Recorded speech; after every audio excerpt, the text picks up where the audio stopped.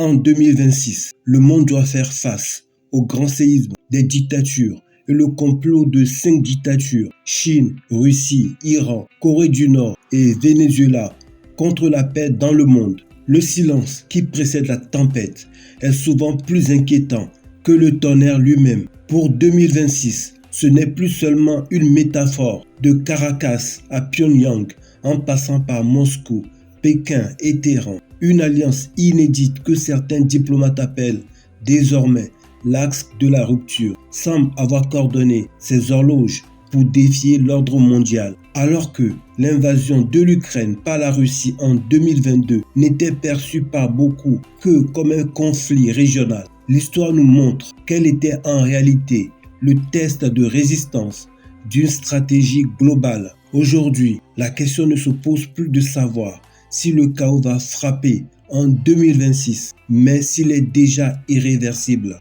Mon analyse pour 2026, c'est la fin de la discrétion de la Chine et de ses supposés alliés. La Chine, la Russie, l'Iran, la Corée du Nord et le Venezuela ne partagent pas la même idéologie, mais ils partagent un ennemi commun, la domination occidentale. La Russie, engluée dans une guerre d'usure, elle est devenue le hub militaire de cette coalition, testant les armements nord-coréens et les drones iraniens sur le sol européen, alors qu'en réalité, la Russie est incapable de conquérir un petit territoire de l'Ukraine qu'est le Donbass. La Chine, elle observe, elle patiente et muscle son jeu. Son objectif, Taïwan 2027, fixé par Xi Jinping, semble s'être accéléré pour répondre à la pression des États-Unis sur le Venezuela. Les récents exercices d'encerclement total de l'île taïwanaise suggèrent que Pékin pourrait agir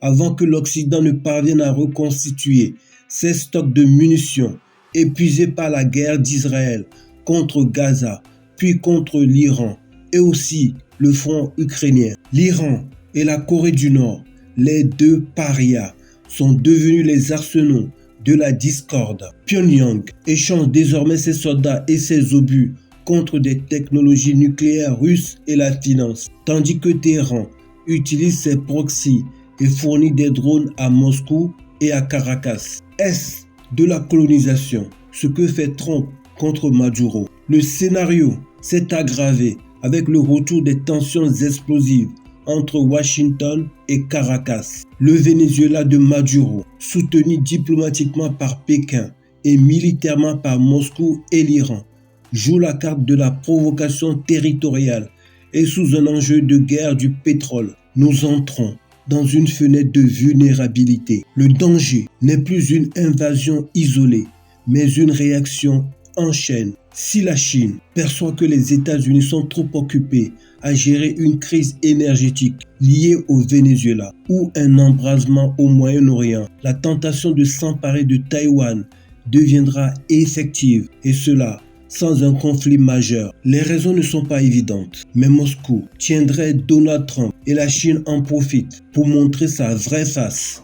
2026 ne sera peut-être pas l'année de la fin du monde, mais elle sera certainement celle de la fin de l'illusion. Le complot dont on parle n'est pas une réunion secrète dans un bunker, mais une convergence d'intérêts affichée au grand jour. Les dictatures ont compris que leur survie dépend de l'affaiblissement des démocraties. La paix n'est plus un acquis, c'est une résistance. Et cette résistance sera testée comme jamais depuis 1945. Le piège se referme sur l'Occident, mais surtout sur les États-Unis, première puissance mondiale, défiée comme jamais auparavant. Donald Trump, qui méprise le reste de l'Occident, ferait mieux de construire l'union sacrée contre les dictatures sous la coupe de la Chine, qui désormais s'affirme publiquement comme maître sans crainte. La tactique de la Chine, utiliser ses alliés et les soumettre à leur tour. La dictature